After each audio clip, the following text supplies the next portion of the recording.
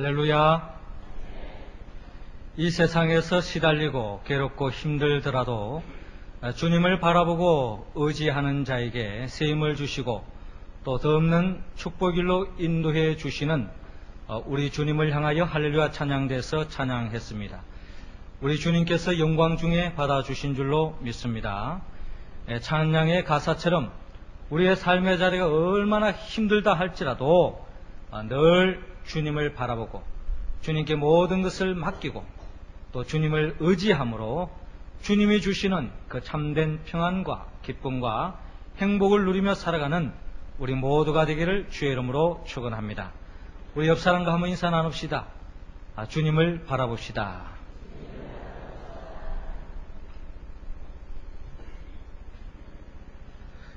지난 주간에는 인터넷상에서 우리 모든 사람들을 놀라게 할 수밖에 없는 사진이 하나 올라왔습니다. 그 사진의 제목은 체르노빌 괴물 고양이라고 하는 이름이 붙어져 있는 사진이었습니다. 이 사진은 호랑이 또한 사자보다 더 큰 몸무게의 360kg의 괴물 고양이라고 소개했습니다. 이 고양이의 이름은 엔지라고 하는데 이 엔지 고양이가 체르노빌에서 출생을 했는데 러시아 체르노빌에서 사는 마리세프 박사가 키우고 있다고 이야기하고 있습니다. 이 박사에 의하면은 이 고양이가 태어난 이후로 1년 만에 313kg에 성장하여서 지금 엄청나게 성장하고 있는데 이렇게 된 이유가 유전자의 이상으로 인해서 이와 같이 큰 몸무게의 고양이가 되었다라고 이렇게 소개했습니다. 하루에 먹는 양식만 약 27kg의 먹이를 먹고 있다고 합니다. 이 사진을 보면서 사람들은 두 가지 반응을 나타냅니다. 어떠한 사람들은 그냥 웃을 나름이고 또 어떠한 사람은 놀랄 수밖에 없습니다. 웃는 사람들의 이유는 이 사진은 한마디로 조작이다. 잘못 조작된 것이고 사실이 아닐 것이다. 날씨가 점점 무더워지니까 여름 날씨 속에 뭔가 눈요기를 하나 하기 위해서 또 어떤 기분 전환을 위해서 이런 것을 만들었다. 어쨌든 이와 같이 엄청난 조작이 네티즌의 그 배짱이 참으로 가히 놀랍다라고 평가하면서 그저 웃음으로 넘기고 있습니다. 저도 그렇게 생각하고 있습니다. 그럼에도 불구하고 놀라는 사람들은 나름대로 이유가 있습니다. 물론 고양이가 이렇게 육중한 사자나 또한 소보다 더 큰 몸무게와 또 크기로 보여지고 있지만 이 체르노빌의 이 사건을 통해서 유전자가 변이 되어 줄 수 있는 가능성이 있기 때문에 오늘날 이 생태학자들이나 생명공학을 하는 사람들은 장차 이 미래가 우리 세상 속에 유전자 조작을 인해서 이보다 더 큰 고양이가 나올 수도 있다 하는 것들이 일반적인 견해라는 것입니다.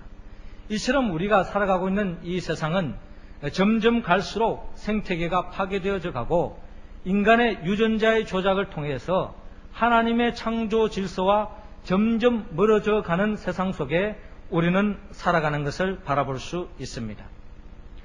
이처럼 유전자 조작과 또한 생태계 파괴를 통해서 온난화 현상을 통하여 점점 종말을 향하여 치닫고 있다라고 많은 사람들이 이야기하고 있습니다. 이처럼 하나님의 창조 질서가 파괴되어지고 멀어지면서 점점 이와 같은 현상이 나타난 것은 인간이 범죄한 이유였다고 성경은 말씀하고 있습니다.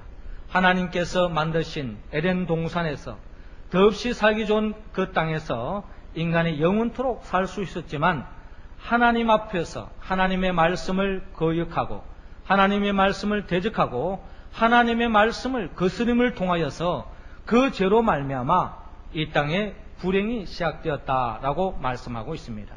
그래서 예수님께서 이 땅에 오신 이유는 이처럼 인간이 죄로 말미암아 이 세상이 하나님의 나라에서 점점 멀어지고 있는데 이와 같은 세상을 다시 회복시키기 위하여 다시 에덴 동산 그 이상의 하나님의 나라를 회복시키기 위하여 예수님께서 이 땅에 오셨다라는 것입니다. 그렇다면 예수님께서 이 땅에 오셔서 하나님의 뜻을 이루고 하나님의 나라를 이 땅에 실현시키기 위해서 어떻게 하나님의 나라를 이 세상 속에서 회복시켜 나갔습니까? 오늘 성경의 본문은 예수님께서 어떻게 하나님의 나라를 열어가고 회복시켰는가 하는 것을 우리에게 보여주고 있습니다. 오늘의 이 성경을 말씀을 통하여서 우리도 이 세상 속에서 하나님의 나라를 회복하고 하나님의 나라를 확장해 나가는 우리의 삶이 다 될 수 있기를 원합니다. 그렇다면 우리가 이 세상 속에서 하나님의 나라를 확장하기 위하여 우리는 어떻게 해야 합니까? 오늘 성경 누가복음 13장 10절을 통하여 하나님께서는 말씀을 가르치라고 말씀합니다. 10절 말씀 우리 다 같이 읽겠습니다. 시작. 안식일에 한 회당에서 가르치실 때에. 아멘. 저를 따라 하시기 바랍니다. 말씀을 가르칩시다. 예수님께서 이 땅에 하나님의 나라를 회복하기 위하여 이 땅에 오셨습니다. 하나님의 나라를 회복시키는 그 예수님은 말씀을 가르침을 통하여 하나님의 나라를 회복시키시는 예수님을 바라볼 수 있습니다. 왜 예수님께서 하나님의 말씀을 가르치고 있습니까? 인간의 불행은 바로 하나님의 말씀으로부터 멀어지면서부터 시작되었다는 것입니다. 하나님의 말씀하신 대로 에덴 동산에 있는 모든 과실은 먹을 수 있지만 선악을 알게 하는 나무의 열매는 먹지 말라 하나님께서 분명히 말씀하셨지만 그 말씀을 온전히 이루지 못하고 마귀의 미혹에 넘어가서 그 말씀을 순종하지 못하고 그 말씀을 변질시키고 그 말씀을 거역하고 대적함으로 인하여서 인간이 타락하고 하나님의 나라에서 멀어질 수밖에 없게 되었다는 것입니다. 그렇기 때문에 본질적으로 인간이 회복되어지고 하나님의 나라가 회복되어질 수 있는 지름길이 있다면 그것은 바로 하나님의 말씀으로 사람이 다시 하나님의 형상으로 예수 그리스도의 모습으로 회복되어질 때에 하나님의 나라가 도래될 수 있음을 주님께서는 그 누구보다 잘 아셨기 때문에 주님께서는 때를 따라서 또 모든 사역에 가장 중요하게 하나님의 말씀을 가르치는 데 힘쓰시는 예수님을 바라볼 수 있습니다. 예수님께서 광야에서 40일 동안 금식기도 하신 이후에 공생애를 여시면서 예수님께서 처음으로 한 사역이 바로 예수님께서 회당에 찾아가셔서 그곳에서 하나님의 말씀을 가르쳤다고 누가복음 4장 15절에 말씀하고 있습니다. 이처럼 예수님께서는 하나님의 말씀을 가르치는 데 가장 중요시 여기는데 거기에 바로 하나님의 나라를 열어가는 가장 중요한 열쇠가 거기에 있다는 것입니다. 중국에 천하의 명의로 편작을 꼽는다고 이야기합니다. 천하의 명의로서 편작이 이렇게 명성을 떨치고 있을 때에 그 당시 중국의 위나라의 왕이 이 편작을 불렀습니다. 얼마나 용하고 얼마나 어수를 잘 펼쳤던지 이 편작을 불러서 치하하면서 또한 이렇게 축하를 해주고 있었습니다. 그런 차에 어떻게 해서 당신은 이 세상에서 가장 유명한 그리고 또한 천하의 명의로서 자리매김하고 있느냐고 질문합니다.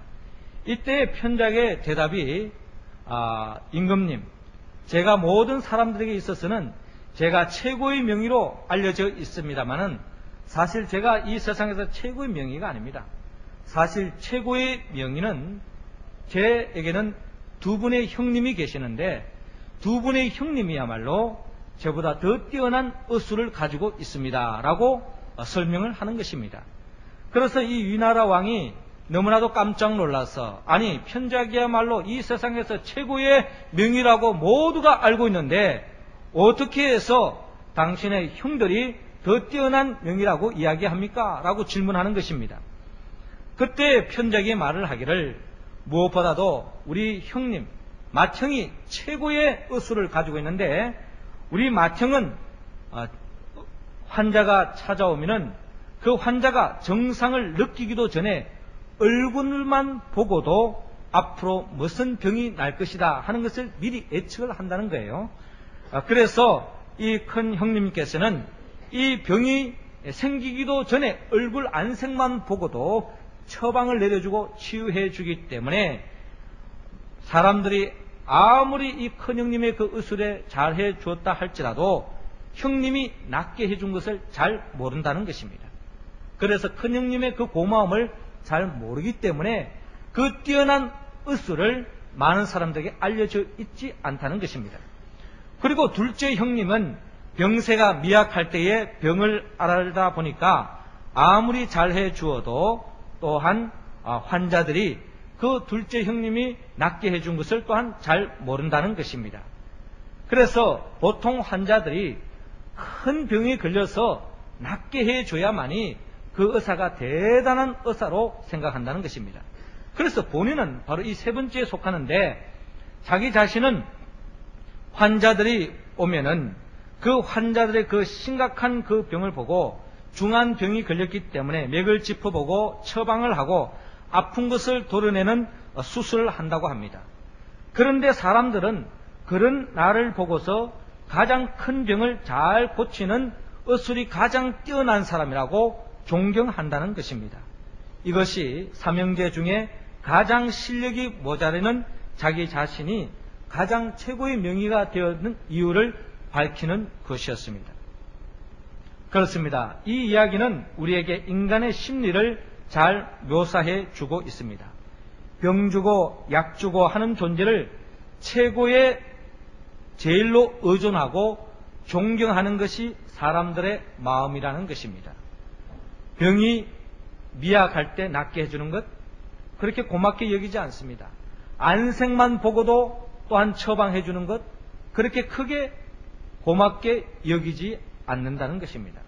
큰 중병에 걸려서 큰 병으로부터 낫게 할 때에 대단한 것으로 생각하는 것이 타락한 마음의 심성입니다.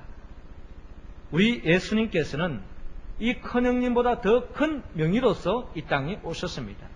주님께서는 이 땅의 모든 사람들이 큰 병에 걸리고 중병에 걸려서 죽어가는 사람들, 심지어 죽은 자를 살리는 것보다 더 중요한 사역을 펼치셨는데 그것이 바로 하나님의 말씀을 가르치는 것이었습니다. 모든 사람들이 하나님의 말씀을 받아들이고 그 말씀대로 살아갈 때는 더 이상 병에 걸리지 않습니다. 건강함을 통해서 더없이 하나님께 영광 돌리고 큰 복을 누릴 수 있다는 것입니다. 의학 중에 최고의 의학이 예방의학이라고 이야기합니다. 예방의학은 병난 후에 고치는 의학이 아니고 병이 생기기 전에, 병들기 전에, 중병에 걸리기 전에 미리 그 병에 걸리지 않도록 건강하고 튼튼하게 살아갈 수 있도록 처방을 해주는 것, 의술을 펼치는 것, 이것이 바로 예방의학인데 이처럼 평소에 병들지 않고 건강하게 우리가 영적으로 사는 비결은 바로 하나님의 말씀을 가까이 하고 그 말씀 붙잡고 기도하고 그 말씀을 사랑하고 그 말씀대로 순종하며 살아가는 것이야말로 가장 건강한 삶이라는 것입니다. 이를 위해서 예수님께서도 오늘 회당에 찾아가셔서 안식일에 주의 말씀을 증거함을 통하여서 사람들을 건강하게 회복시키는 모습을 바라볼 수 있습니다.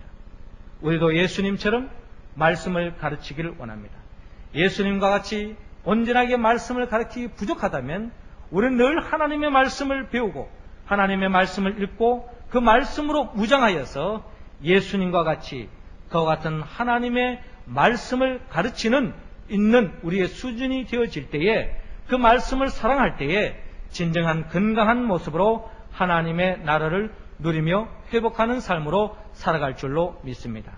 우리의 매일매일 삶의 자리에서 하나님의 말씀을 가까이 하고 그 말씀 중심으로 살아서 하나님의 나라를 회복하고 하나님의 나라의 백성으로 살아가는 우리 모두가 되기를 주의 이름으로 축원합니다. 두 번째로 어떻게 하면 우리가 이 세상 속에서 하나님의 나라를 회복할 수 있을까요? 하나님께서는 오늘 본문 11절에서 13절을 통하여 병자를 치유하라고 말씀합니다. 12절 말씀 우리 할렐루야 찬양대원들이 읽어주시기 바랍니다. 시작.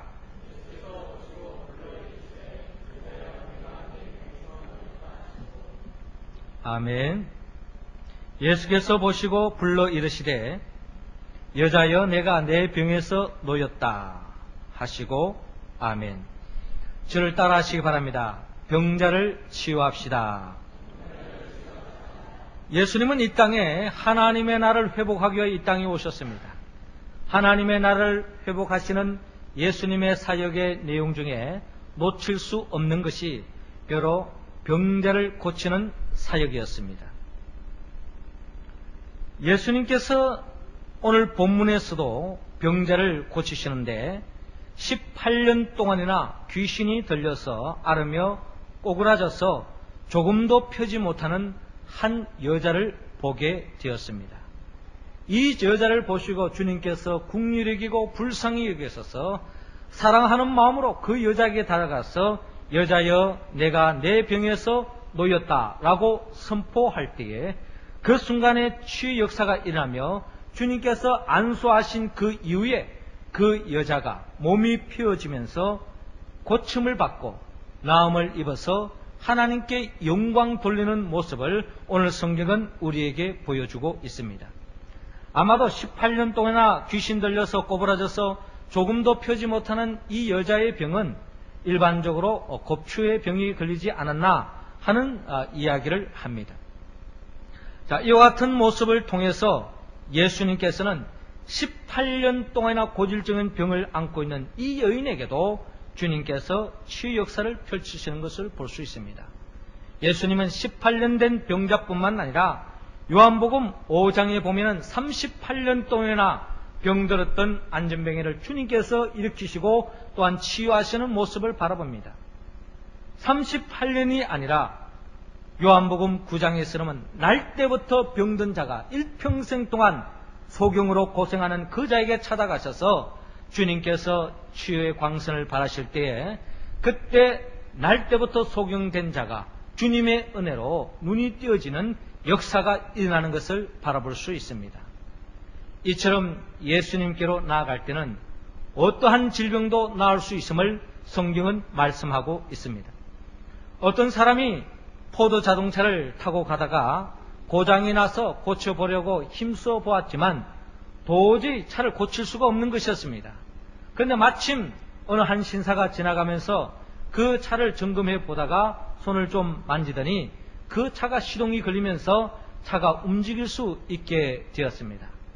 이 노인 양반이 어떻게 해서 이 차를 고치게 되었는가 알고 보았더니 그 노인이 포드 자동차의 사장인 헨리 포드였습니다. 자동차를 만드는 사람이 그 차를 만질 때에 자동차에 대해서 누구보다 가장 잘 알기 때문에 그 차가 어떠한 고장이 났다 할지라도 고칠 수 있는 것이 자동차를 만든 사람의 능력이요 특권입니다. 우리 주 예수님께서는 말씀으로 천지 만물을 창조하시고 또한 우리 인간을 창조하셨기 때문에 창조주 우리 주님 앞에 나아가면 주님께서는 우리 가운데 능치 못한 일이 없고 어떠한 질병, 어떠한 마음의 상처, 어떠한 문제라도 주님께로 나아가면 주님께서 모든 것을 낫게 해 주실 줄로 믿습니다. 예수님 당시에 낫게 했던 대다수의 성경에 나오는 질병들을 보면 죽은 자를 살린 것 외에는 오늘의 이 현대의학으로는 대다수가 다 치유할 수 있는 의술이 그만큼 발전되었습니다. 이번에도 해외 시사에 의하면은 중국에 약 24살의 청년이 하나 있는데 이 청년이 거지증이 병이 걸렸습니다. 이 거지증은 이 손가락이 막 자라나는 병인데 이 손가락을 보면은 왼쪽 엄지와 집게 가운데 손가락이 약 26cm, 30cm, 15cm 자랐다고 합니다. 그래서 이 청년의 이 허벅지보다 팔뚝보다 더 굵은 손가락이 이렇게 자라나게 되었습니다. 이와 같은 병도 예수님 당시라면 불치의 병에 속했지만은 요즘은 현대의학을 통해서 이 병도 수술을 통해서 이렇게 낫게 했다고 하는 그런 기사를 읽어본 적이 있습니다. 이처럼 우리가 이 세상을 살아가면서 나름대로 현대의학이 나을 수 있는 것을 현대의학을 의존하여 낫는 것 또한 하나님의 지혜라고 생각합니다. 그러나 예수님 당시에 낫게 했던 그 질병들은 그 당시 의술로는 나을 수 없는 질병이었습니다. 인간적인 절망 속에 인간적인 가능성이 닫혀져 있는 상황 속에서 주님께로 나아갔을 때 주님께서는 그 어떠한 질병도 낫게 하시고 심지어 죽은 자까지도 살리는 역사를 일으키신 우리 예수님을 바라볼 때에 우리 오늘의 이 현대의학으로도 나을 수 없는 병이 있다고 할지라도 우리가 주님 앞에 나아가서 주님 앞에 무릎 꿇고 주님을 절대적으로 의지하고 주님께서는 어떠한 질병도 나을 수 있다고는 믿음으로 기도하고 선포하고 나갈 때에 주님께서는 예수님 당시에 18년 된 꼬꾸라진 그 여인이 치유했던 것처럼 우리의 어떠한 질병도 주님의 은혜 가운데 치유받는 역사가 일어날 줄로 믿습니다. 이 역사는 예수님만 이루는 것이 아니라 예수님의 제자 베드로도 사도행전 3장에 보면 성전 미문에서 앉아있는 그 안전병인을 향하여서 베드로가 은과 금은 내게 없거니와 내게 있는 것으로 내게 주노니 곧 나사렛 예수 그리스도 이름으로 걸으라 라고 명령할 때에 주님의 이름으로 선포할 때에 거기에 치유 역사가 일어나는 것을 바라볼 수 있습니다. 이 복은 베드로만 누리는 것이 아니라 예수 그리스도 안에서 믿음을 가지고 살아가는 오늘 살아가는 저와 여러분들도 동일하게 믿음으로 선포하고 기도하고 나아갈 때에 치유의 역사가 일어날 줄로 믿고 믿음으로 선포할 수 있기를 바랍니다. 시편 기자는 내가 산을 향하여 눈을 들리라 나의 도움이 어디서 올고 나의 도움이 천지를 지으신 여호와에게서로다 라고 선포하고 그 믿음으로 그 어떠한 환난과 역경을 이겨나갔던 것처럼 우리의 삶 속에 그 어떠한 질병 어떠한 문제 내 육신적으로나 또한 우리 공동체 속에서나 어떠한 질병에 있다 할지라도 주님의 이름으로 선포하고 주님의 이름으로 기도할 때에 그 어떠한 고질적인 병도 그 암 이상의 질병이라 할지라도 주님께서 다 치유해 주실 줄로 믿습니다. 주님의 능력을 의지하고 기도하고 치유함으로 하나님의 나라를 현실 속에서 누리며 맛보며 살아가는 우리 모두가 되기를 주의 이름으로 축원합니다. 세 번째로 우리는 이 세상 속에서 어떻게 하나님의 나라를 회복할 수 있을까요? 하나님께서는 오늘 본문 14절에서 17절을 통하여 사단을 쫓아내라고 말씀합니다. 16절 말씀 우리 다 같이 읽겠습니다. 시작.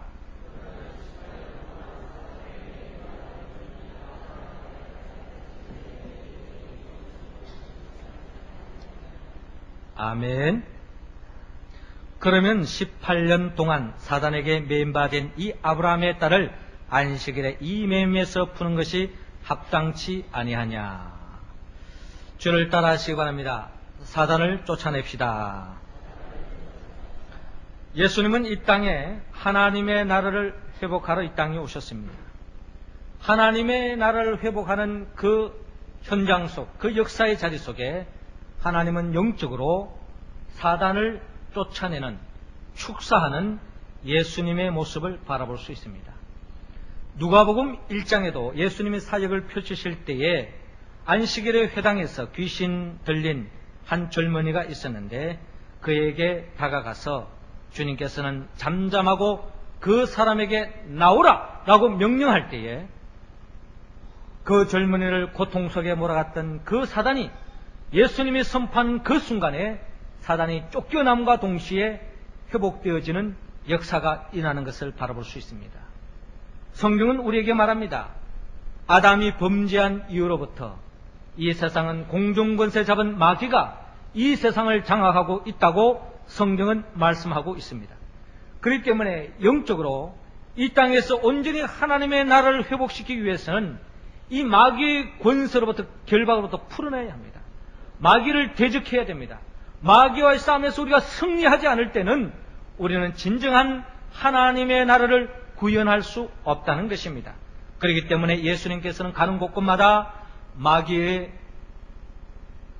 역사를 바라보면서 주님께서는 그 마귀를 쫓아내고 사단을 쫓아내는 주님의 사역의 모습을 바라볼 수 있는데 오늘 성경 본문에서 18년 동안이나 꼬꾸라져서 조금 더 펴지 못하는 이 여인의 경우에는 바로 귀신이 들려서 귀신이 들려서 18년 동안이나 귀신에 매여서 고통 속에 신음하고 있는 여인임을 주님께서는 규명하시고, 여기에 주님께서 여자여 내가 내 병에서 놓였다 하는 그 말씀 속에 주님이 말씀이 임할 때에 마치 빛이 임할 때 어둠이 물러가는 것처럼 주님의 말씀이 임할 때 그 순간에 어둠의 권세, 귀신이 쫓겨나면서 이 여인이 치유받는 역사가 일어나는 것을 바라볼 수 있습니다. 이처럼 귀신이 물러갈 때에 하나님의 나라가 열린다는 것입니다. 그런데 이 성경 속에서 주님의 관점에서 이 귀신 들려서 고생했던 이 여인보다 더 큰 귀신에 사로잡혀서 귀신의 종노릇 하고 있는 한 사람을 바라볼 수 있는데, 그것은 바로 오늘 성경의 본문에 나타나고 있는 회당장인 것을 우리는 바라볼 수 있습니다. 회당장이라는 것은 그 회당에서 최고의 장을 말하는 것입니다.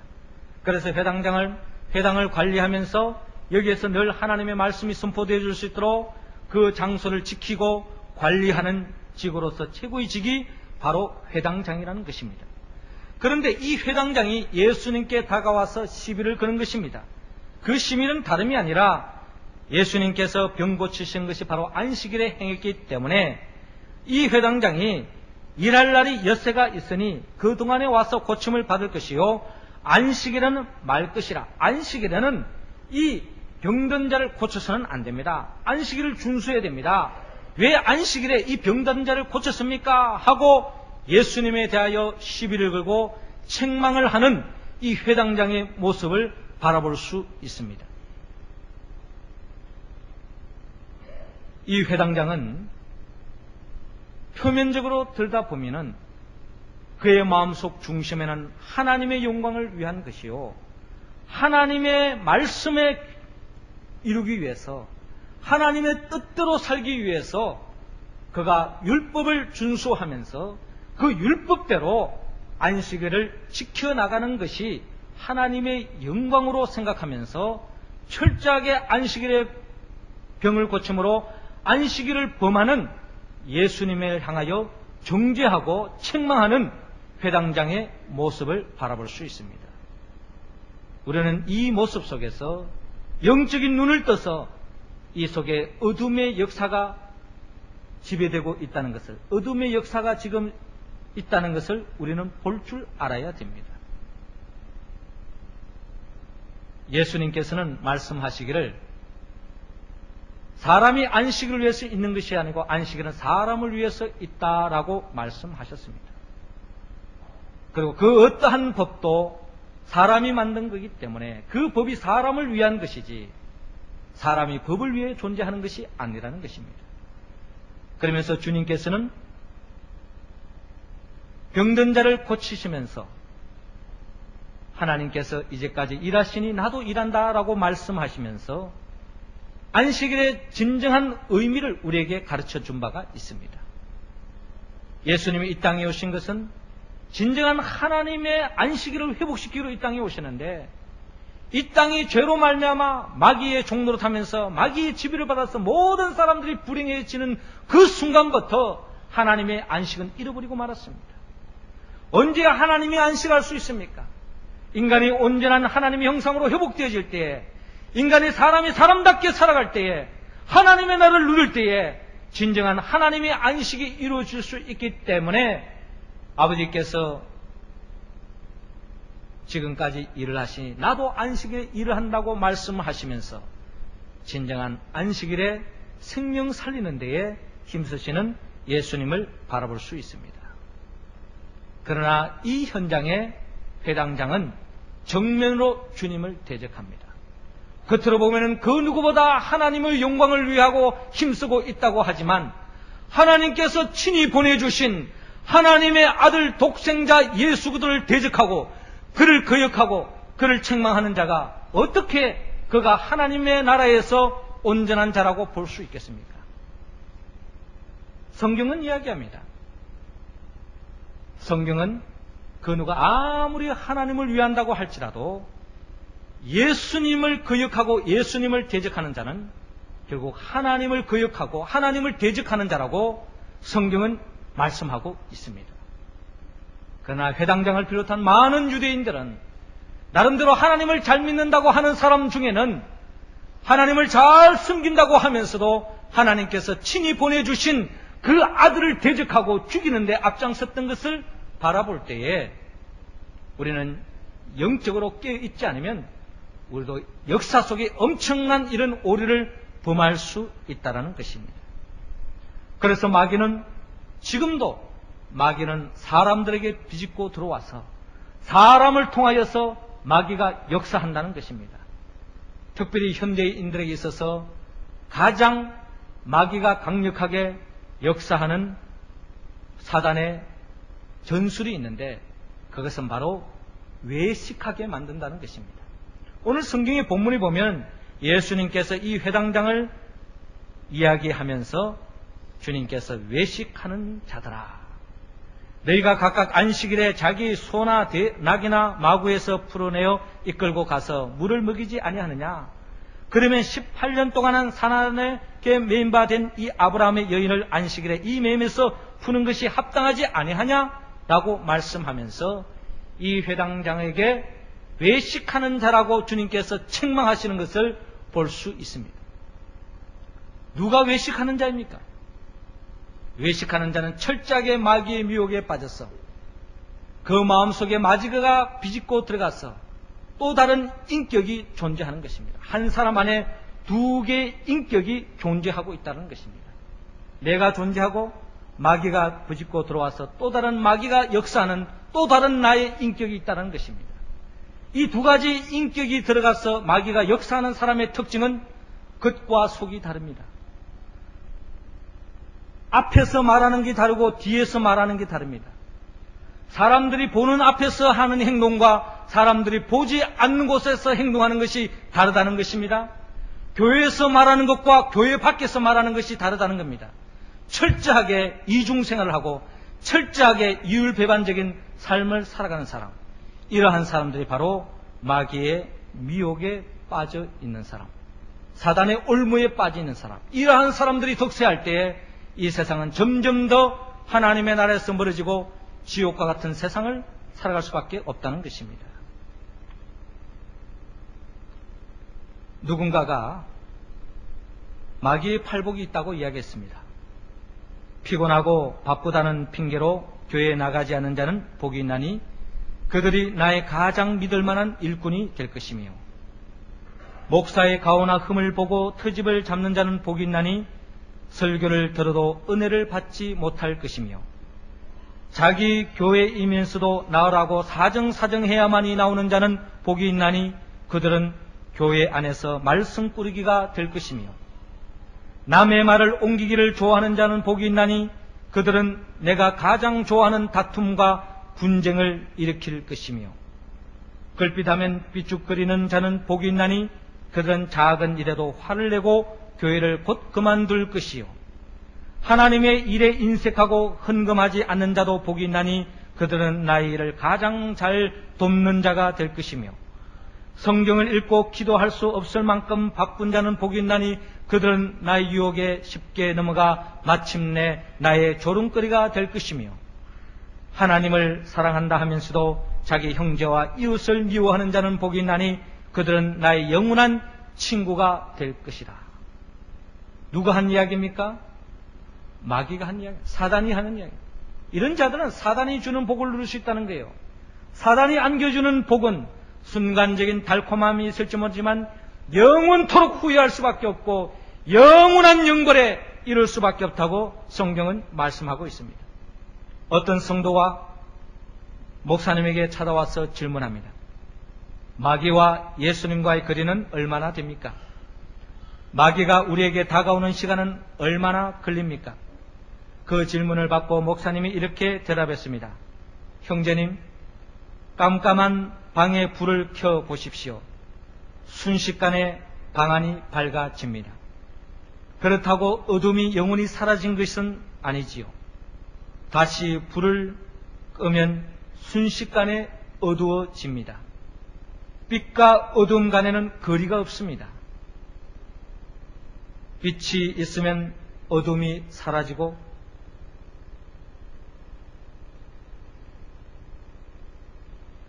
또한 다시 불을 끄면 순식간에 어두워집니다.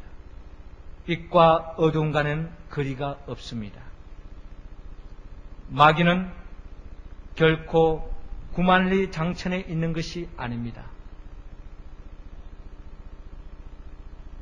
그러나 그리스도의 빛이 있으면 마귀는 그적시 사라지고 맙니다.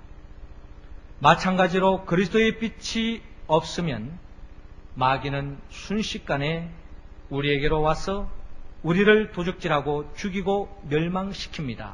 라고 말씀하셨습니다. 오늘 성경의 본문에서도 예수님께서 마귀를 쫓아내는 그 방법 중에 아주 지혜로운 방법을 보여주고 있는데, 그 자리에서 예수님께서 다른 복음서에는 귀신아 나가라고 직설적으로 정면으로 하는 경우도 있지만, 오늘 성경의 본문에 보면은 예수님께서 그 여인을 주의 말씀을 통해서 자동적으로 귀신이 물러가는 것을 바라볼 수 있습니다. 이처럼 우리가 삶의 자리에서, 우리의 삶의 자리에서 우리가 어둠의 영 귀신을 쫓아내는 방법이 여러 가지 있겠습니다만은, 가장 중요한 것은 저와 여러분들이 하나님의 말씀 붙잡고 말씀대로 살아가는 것입니다. 말씀대로 살아갈 때에, 빛의 자녀로서의 삶을 살아갈 때에 어두움은 절대로 엄습하지 못합니다. 우리 교회 공동체 속에 마귀가 침투하지 못하기를 우리는 원합니다. 마귀가 우리 교회를 교란시키지 못하기를 원합니다. 그 방법은 멀리 있지 않습니다. 귀신아 나가란다고 귀신이 나가는 것이 아니라 우리가 진정한 주님을 바라보고 빛 대신 예수 그리스도를 의지하고 빛 대신 예수 그리스도를 믿고 살아갈 때에 자동적으로 귀신이 쫓겨나간다는 것을 믿으시고, 더욱더 빛 대신 예수 그리스도를 통하여서 진정한 어둠의 영을 쫓아내는 믿음의 삶을 살아가는 우리 모두가 되기를 주의 이름으로 축원합니다. 사랑하는 성도 여러분, 하나님은 우리 모두가 이 땅에서 하나님의 나라를 회복시키기를 원합니다. 그 방법 멀리 있지 않습니다. 하나님의 말씀을 배우든지 가르치든지 하라고 말씀합니다. 그리고 병자를 치유하며 사단을 쫓아내라고 합니다. 이것은 우리 힘과 의지와 결단으로 하기에는 너무나도 부족합니다. 오늘도 나를 위하여 십자가에 못 박혀 죽으시고 나를 위하여 부활하신 예수 그리스도의 영 보혜사 성령의 도우심을 우리가 입을 때에, 그 성령의 도우심을 입을 때에 우리는 더욱더 말씀에 청렴하고 하나님의 말씀의 능력을 의지하여 예수 그리스도의 이름으로 병자를 고칠 수 있고, 영적으로 주의 안에서 빛을 드러낼 때에 마귀를 대적하고 마귀를 쫓아내므로 하나님의 나라를 회복하는 주인공이 우리 모두가 될 줄로 믿습니다. 이러한 삶을 통하여 하나님께 영광 돌리고 우리의 삶의 자리에서, 교회 속에, 우리 가정 속에, 우리 일터에서 매일매일 하나님의 나라를 열어가는 우리 모두가 되기를 주의 이름으로 축원합니다. 기도드리겠습니다. 생명의 영 보혜사 성령님이시여, 이 시간 우리의 모습을 불쌍히 여겨 주옵소서. 하나님의 말씀을 가르치고 나아가라고 했지만 우리는 말씀에 더 창념하지 못했고 말씀보다 세상을 더 기웃거리고 살아왔습니다. 우리가 더욱더 하나님 말씀을 집중하고 하나님 말씀을 읽고 배워서 하나님의 말씀을 가르칠 수 있고 전할 수 있는 수준에 이를 수 있도록 붙잡아 주시옵소서. 병자를 치유할 수 있다고 말씀했는데 우리 또한 병에 걸려서 실족하고 절망에 빠진 데가 한두 번이 아닙니다. 더욱더 주님의 이름으로 그 어떠한 질병이 걸렸다 할지라도 주의 이름으로 치유하고 또한 승리하며 나아가는 우리 모두가 되게 하여 주옵소서.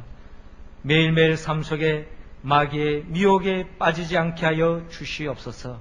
성령님이시여, 이를 위하여 이 시간 우리 모든 심령 속에 자정하시고 성령 충만함을 내려주시어서 성령의 인도하심을 따라 오늘 주신 말씀에 응답하여 더없이 하나님께 영광 돌리고 하나님의 나라를 회복하며 그 하나님의 나라를 교회 속에서, 가정 속에서, 우리의 삶의 자리에서 누리며 살아가는 우리 모두가 될 수 있도록 인도하여 주옵소서.